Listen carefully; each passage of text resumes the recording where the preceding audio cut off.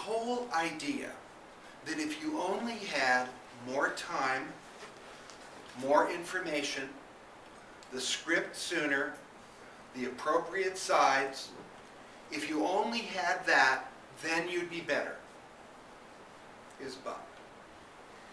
Because it is all predicated on an assumption that they know what they want. And here's the big news. Good job. They do not know what they want. They're waiting for you to show them what they want. They know no more than you know reading a script or reading a side. Truly. They don't have some other thing that they know better than you. They're literally waiting for you to come and put something in to the thing that everybody knows. It's the script we read, right? They're just simply waiting for somebody to come in and show them something that they want. Something that illuminates beyond what they can already see. So all of this supposition that we have, that if we had a little more information, then we could get it, is just bunk. It wouldn't help. You know, sometimes there's some little, might help a little, but it doesn't change the game. It does not change the game. And I've been proving something recently, and Ryan will, I believe, testify to this. In one of my classes, I've been working with people on performance with absolutely no preparation.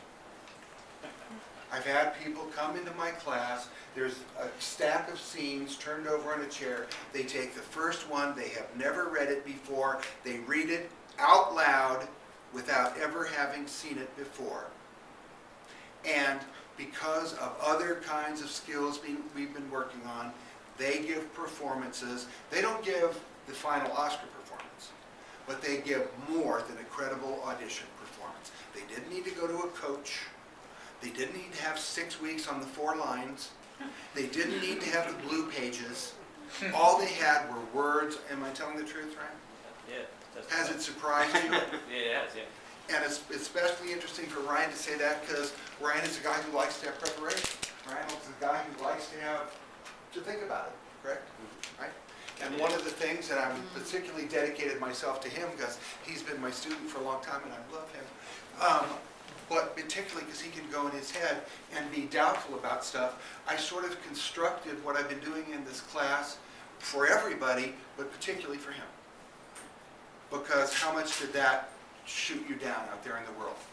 That I need to know more, if I could prepare, if I could, how much was that stopping you in the world of the past from giving the performances you wanted to give?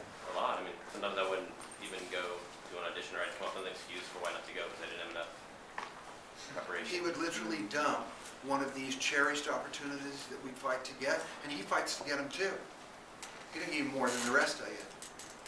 But he would be so flipped out by not being as prepared as he could be. You know, that he would sometimes cancel it or make up a reason not to go to one of these opportunities that are so hard to get. They were good excuses, I mean. Yeah. They were not Great fake. fucking I mean, I excuses. believe them Right. myself. Okay? But the reality is, now, this is not true when you're learning to act. The first year, 2, yeah, you got to memorize those scenes, you got to work on them. But then you learn to act. Then you stand on that stuff as a platform. And this is the other piece of bunk. One of the great performance pieces of bunk that acting teachers participate in this. And they participate because they need you to come back to class. So what they say to you is, oh, you know, you have to work your method. You know, you have to go, you have to, whatever it is. You know, I've heard really sensible ones, and I've heard insane ones. But, you know, you have to repeat this step by step, however you do your analysis, however you do your who, what, why, when, where's, all that stuff, none of which is invalid. Even some of the crazy ones work, you know. There's one teacher in town whose name shall remain unsaid, but he's written 3 or 4 books, and he teaches the wackiest fucking method. I mean, it is so incredibly whackball and involved, but it works.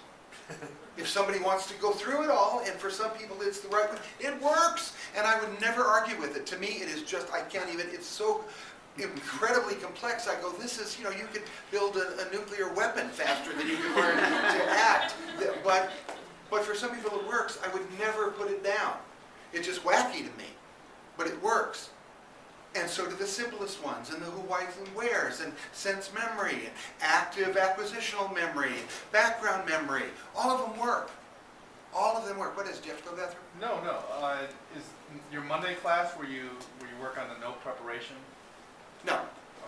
No. You have to be in the Monday class, or the Tuesday class, or the Wednesday after class for a while, like Ryan, for a couple years, and then you come to the class with note preparation. Although we do work on that. Do you have to go to the bathroom? No, I don't.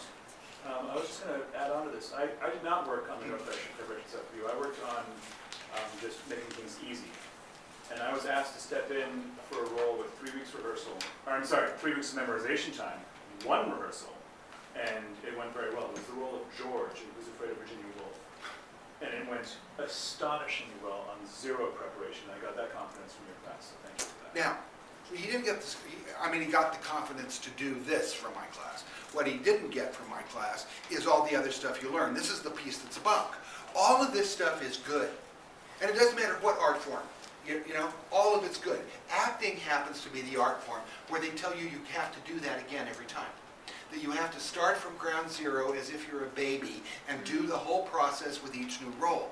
You do when you're studying, you do for the first year or the second year or the years that prepares your technique, you have to do that.